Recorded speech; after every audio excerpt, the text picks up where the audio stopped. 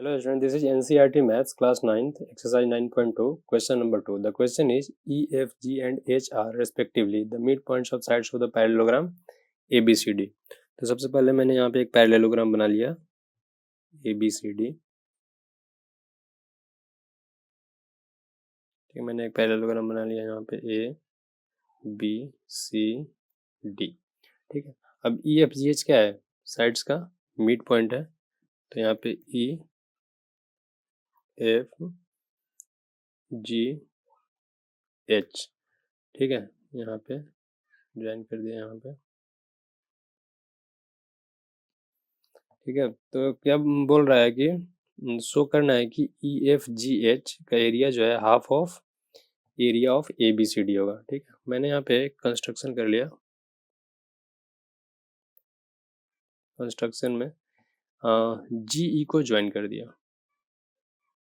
GE को join कर लिया तो यहाँ पे क्या होगा? Join GE. फिर क्या होगा यहाँ पे कि G and E are midpoint of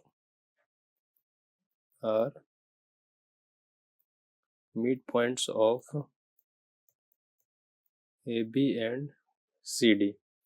Hence, AD parallel to GE parallel to BC. Hence, quadrilateral AEGD and BCGE are parallelogram. Hence, area of parallelogram AEGD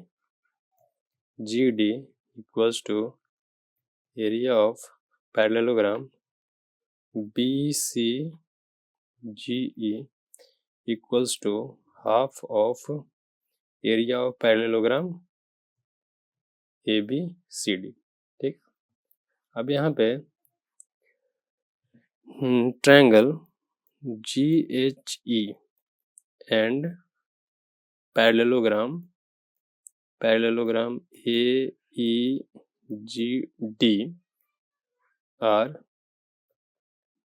on the same base and on between the parallel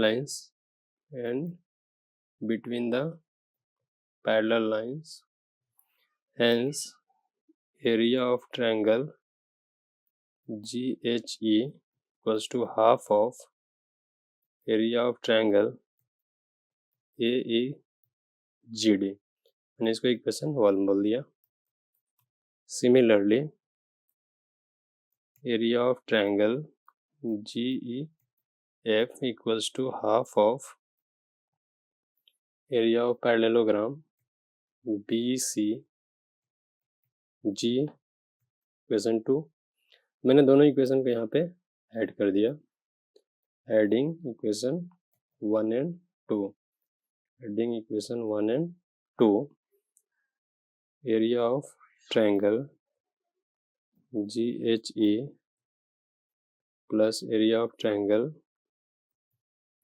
GEF equals to half of area of parallelogram AEGD plus area of parallelogram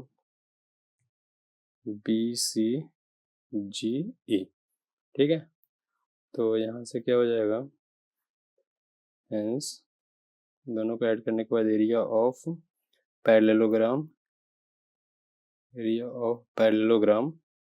EFGH equals to half of area of parallelogram ABCD.